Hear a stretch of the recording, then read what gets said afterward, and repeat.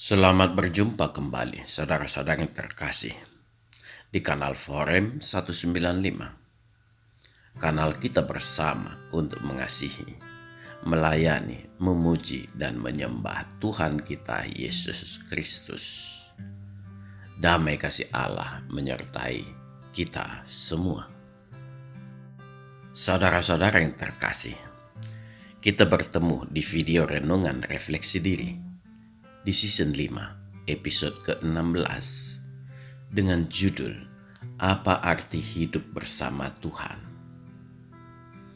Episode ke-16 hadir dari sebuah diskusi yang memang membuat saya tertegun.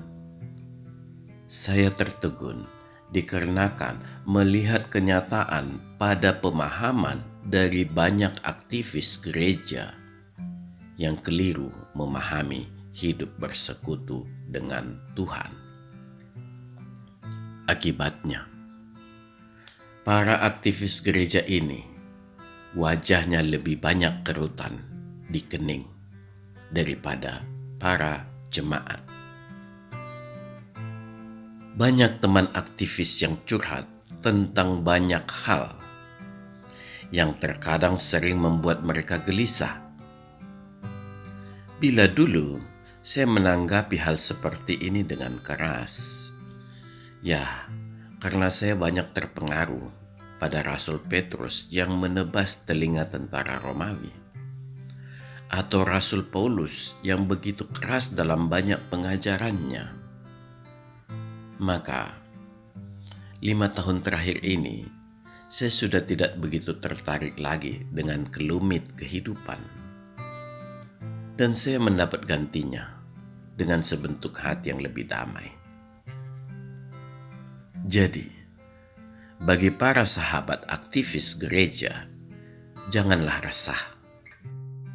Kehidupanmu adalah seperti kehidupan umat Kristen yang lain. Tetaplah bertekun, sebagaimana Rasul Yohanes mengajarkan filosofi tentang kasih.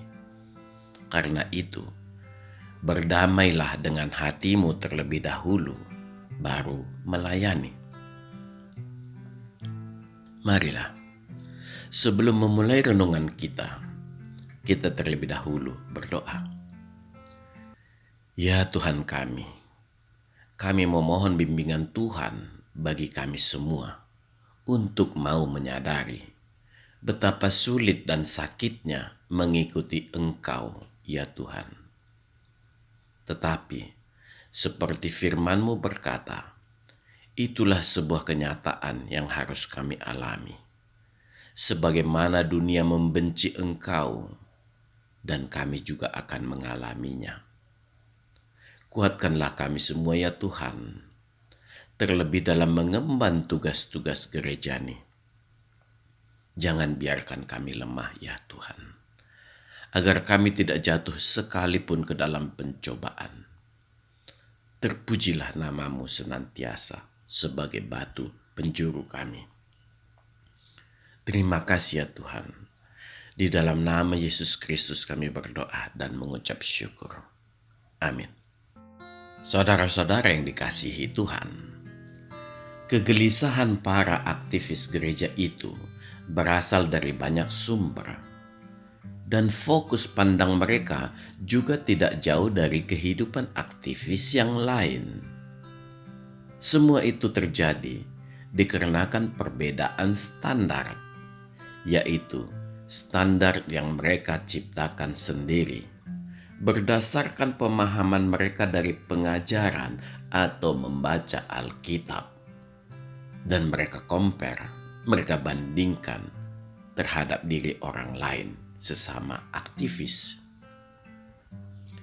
Kegelisahan yang terus-menerus tanpa pencerahan ini dapat menimbulkan kekecewaan, bahkan menjadi tawar hati. Memanglah kita para aktivis juga harus jujur menilai diri kita, bahwa segala kegiatan kita mau tidak mau dapat mengganggu sebuah kesetimbangan kerja di dalam ladang Tuhan. Karena itu, tetaplah harus sadar diri terhadap tugas yang diembankan di pundak kita. Saudara-saudara yang dikasihi Tuhan, saya sangat ingin saudara semua mengikuti video saya dengan teratur. Karena alur video saya seluruhnya memiliki kesinambungan. Walaupun demikian, memang terkadang saya melakukan flashback atau kilas balik dari video-video sebelumnya yang berkaitan topik. Saya akan urutkan kembali sedikit kronologi karya penebusan dan keselamatan. Yesus Kristus mati di kayu salib untuk menebus dosa seluruh manusia. Karena kuncinya adalah di sini, yaitu dosa. Lebih tepat kalau kita katakan, Yesus Kristus mati di kayu salib untuk memulihkan citra seluruh ciptaannya. Mengapa citra? Citra Allah adalah gambar Allah, adalah sebuah hak cipta milik Allah yang tidak bisa diklaim ilah lain.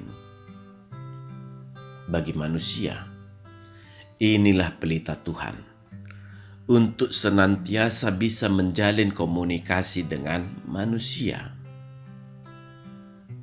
agar Allah bisa menyelidiki seluruh hati manusia. Inilah roh yang diberikan Allah ketika menciptakan manusia dan disebut roh manusia. Allah menciptakan dunia ini dalam kemahamuliaannya, dan di akhir penciptaan Dia berkata, semua baik adanya. Artinya, seluruh ciptaan Allah sedemikian gilang gemilang sehingga mampu memantulkan cahaya kemuliaan Allah. Itulah arti citra Allah yang sebenarnya. Manusia jatuh ke dalam dosa, dan dampaknya luar biasa. Dosa merembet ke seluruh alam semesta. Akibatnya, seluruh ciptaan Allah mengalami degradasi, penurunan kualitas. Cahaya kemuliaan Allah memudar dari seluruh ciptaannya. Semakin dekat ke pusat dosa, yaitu alam manusia, tingkat kerusakan ini semakin parah. Alkitab dengan jelas mengatakan, semua orang tidak ada yang tidak berdosa. Jadi, tujuan Yesus Kristus mati di kayu salib yang paling utama adalah memulihkan citra Allah. Artinya, agar seluruh ciptaan kembali mampu memantulkan cahaya kemuliaan Allah seperti sedia kala. Jadi, tidak terbatas hanya alam manusia. Yesus Kristus mengalahkan maut. Dia mengacak-acak alam maut. Alam maut tidak mampu memperlihatkan sengatnya, karena mereka mengenal siapa Yesus Kristus. Kalahnya alam maut ini berarti Yesus Kristus sudah mengalahkan dosa, menebus dosa, dan seluruh ciptaannya diberinya tanda tangannya. Inilah bagaikan sebuah kwitansi pembayaran yang diperlihatkan Yesus Kristus kepada Bapanya atas semua ciptaannya yang telah ditebusnya. Dan ini menyenangkan hati Sang Bapa. Ya, Sang Bapa hanya melihat wajah anaknya. Seluruh sorga menyambut gegap gempita. Seluruhnya ini sudah selesai di dalam framing waktu Allah. Saudara-saudara yang dikasihi Tuhan, di alam manusia, keselamatan itu memang sudah tersedia. Kita yang mengaku sebagai orang Kristen harus memahami ini. Bagaimana cara memperolehnya? Yohanes mengatakan melalui karunia iman, yaitu percaya. dan diredefinisikan oleh Rasul Paulus dan Yakobus melalui karunia iman yang hidup, karena kita hidup bersama Roh Kudus. Karunia iman yang berawal dari percaya ini bertumbuh dan menjadi matang dan berbuah iman berupa kesetiaan di sepanjang hidup kita. Yesus Kristus memberi tempat yang lebih tepat, yaitu pokok anggur. Tetaplah berada di dalam pokok anggur milik Allah, yaitu Yesus Kristus.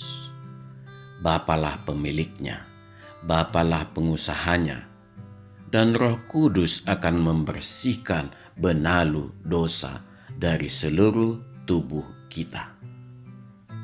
Saya akan mengulanginya kembali.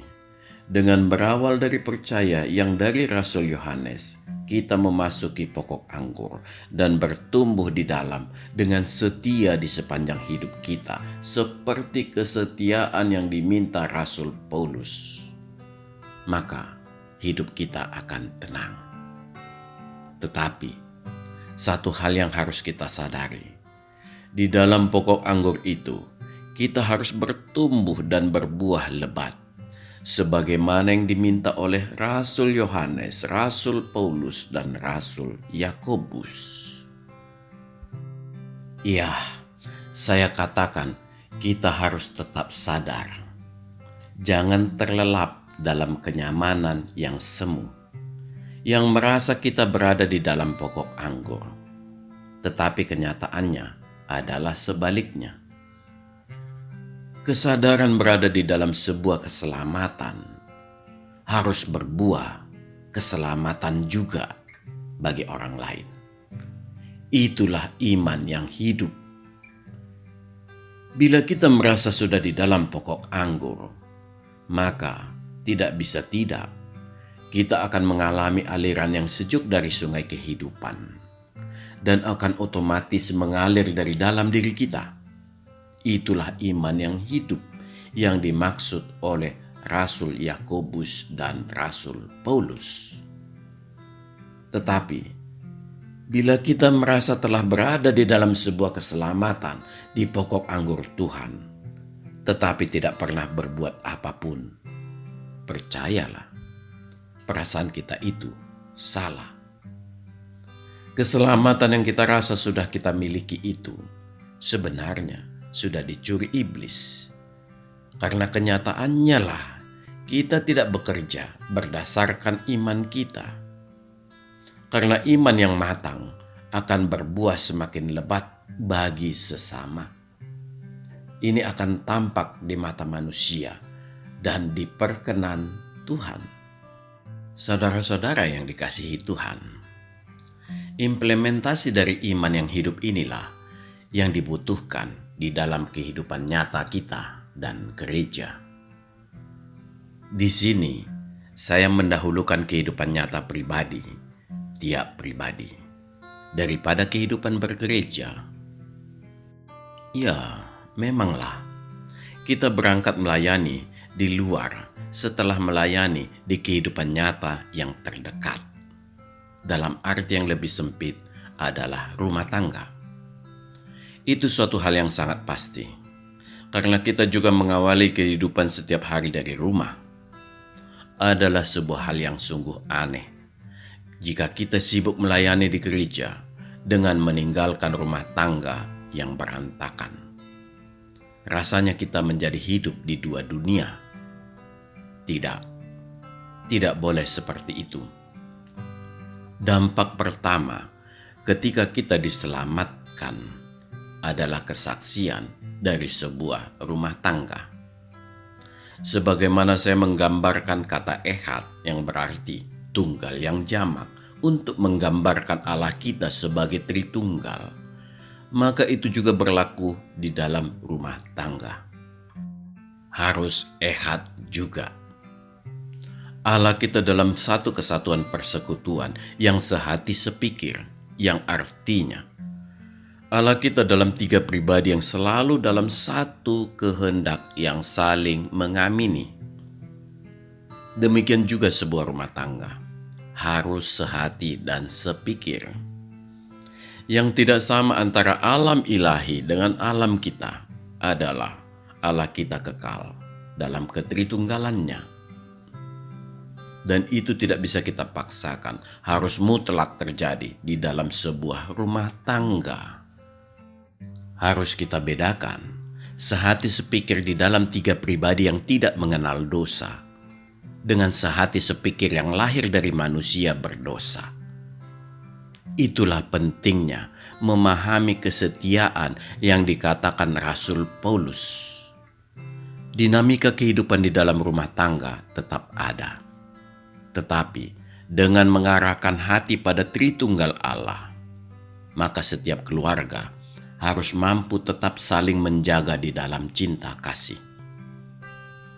Selanjutnya saya ingin bersaksi tentang kehidupan kedua orang tua saya, yang mungkin banyak yang bisa kita petik untuk pelajaran hidup. Saudara-saudara yang terkasih, percekcokan di dalam sebuah keluarga adalah hal yang biasa. Tetapi hal yang biasa ini tidak boleh berlanjut sampai umur menua. Artinya, bila hal ini terus terjadi, sebenarnya tidak ada kasih yang muncul yang mendasari iman di dalam keluarga itu.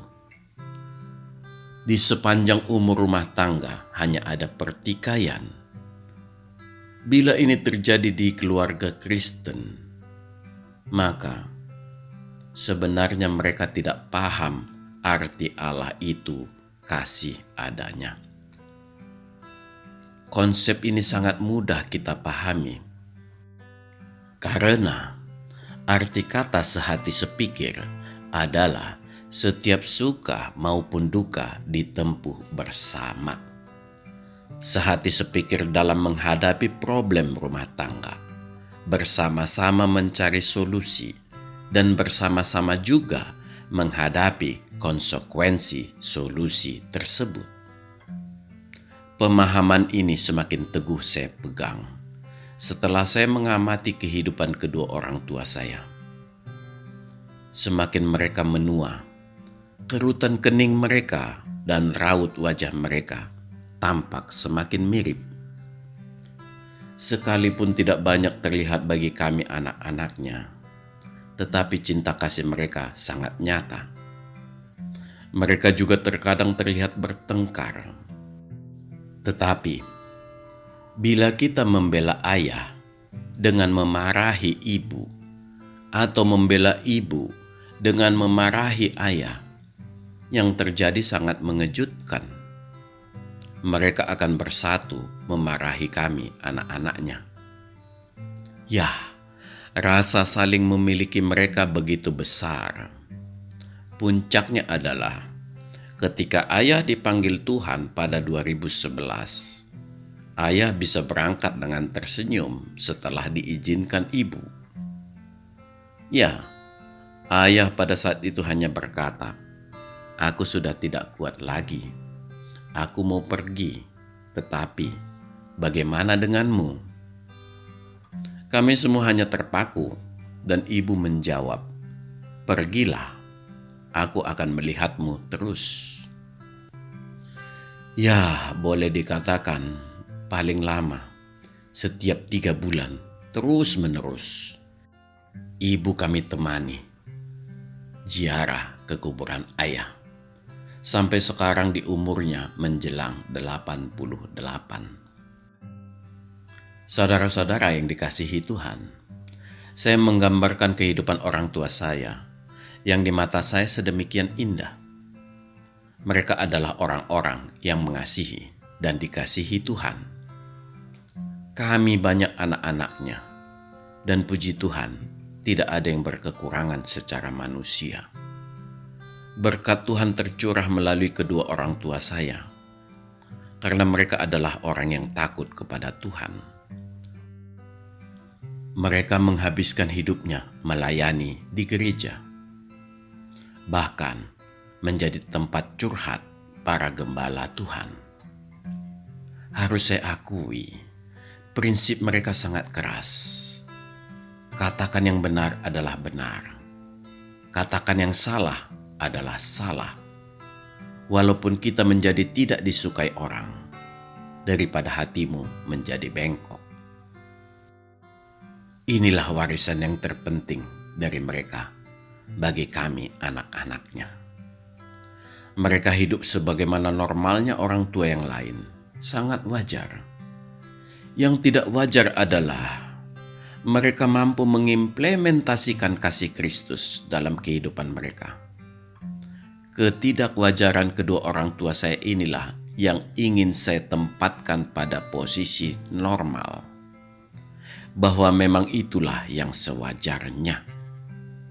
Karena di dalam kehidupan di zaman maju seperti ini, sebuah kewajaran yang seharusnya terjadi seperti itu sudah menjadi sebuah ketidakwajaran, sesuai dengan firman Yesus Kristus bahwa dunia membenci Dia.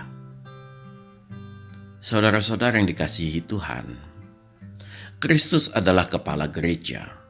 Seorang suami adalah kepala rumah tangga. Satu hal yang harus sama antara kedua kepala ini adalah kasih. Ya, kasihlah yang mendasari gereja dan rumah tangga. Percekcokan di dalam gereja harus diselesaikan dengan kasih. Percekcokan di dalam rumah tangga juga harus demikian. Sebuah pertanyaan menarik. Siapakah yang harus memulai pembicaraan apabila di sebuah rumah tangga terjadi percekcokan? Jawaban saya sangat tegas. Suami.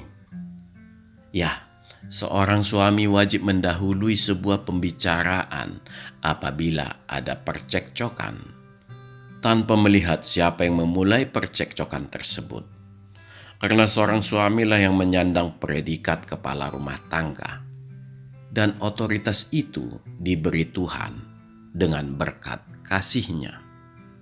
Sebagai kepala gereja, Yesus Kristus tetap mengasihi gereja, sebengkok apapun gereja itu. Kasih tidak mengenal peraturan, hukum, harga diri, ego, dan banyak lagi lainnya. Kasih adalah curahan dari kelimpahan. Inilah yang harus dipahami para suami, kalau dia menyadari bahwa dia adalah kepala rumah tangga. Bila saling mendiamkan, maka yang terjadi adalah waktu yang terbuang percuma demi mempertahankan ego masing-masing. Seorang istri adalah penolong bagi seorang suami untuk memperkuat atau memperkokoh harkat dan martabat sebuah keluarga. Gambaran seorang istri ini sedemikian jelas dicirikan oleh Raja Salomo di kitab Amsal 31 ayat 10 sampai 31.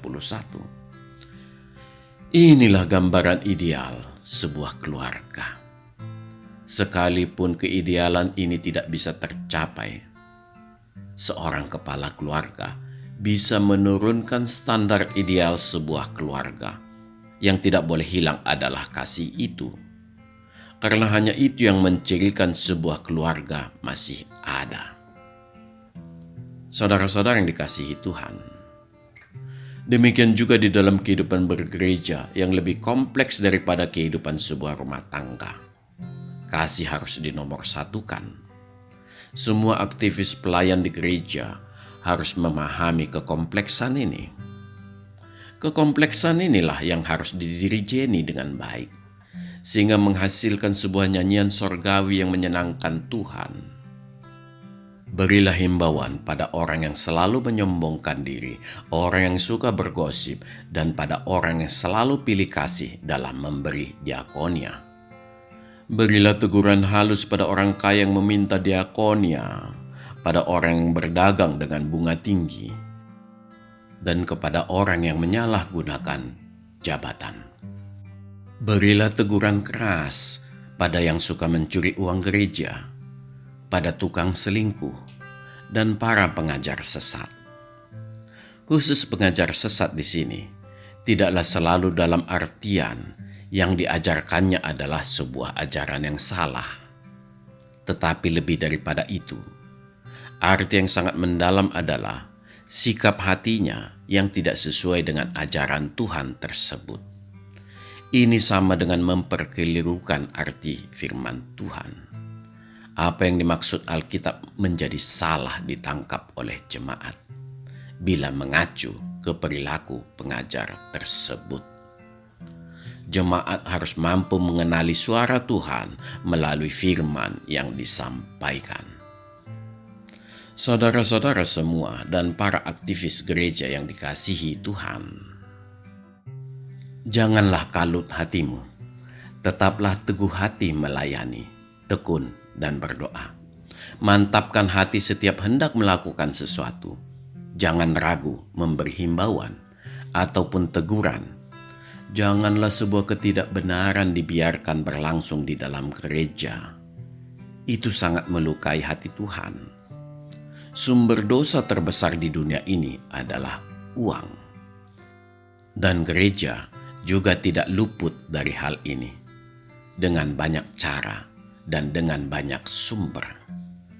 Yang paling penting, jangan pernah membiarkannya.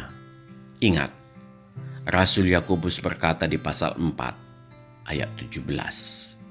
Jadi, jika seorang tahu bagaimana ia harus berbuat baik, tetapi ia tidak melakukannya, ia berdosa. Sekali lagi, lakukan tugasmu. Ingatlah nasib Ananias dan Safira. Mereka mati begitu mengenaskan. Sebuah pesan dari Alkitab bagi kita semua. Gandum dan ilalang memang dapat tumbuh bersama-sama. Tetapi, tidakkah saudara semua tahu bahwa penampi Tuhan sangat akurat, yang mampu memisahkan bulir yang bernas dengan yang kosong? Kita harus memilih. Jangan nanti terjadi pada saat panen raya Tuhan, setelah gandum dan ilalang dipisahkan, ternyata kita adalah ilalang yang akan dibakar. Amin. Tuhan memberkati kita semua. Marilah kita berdoa.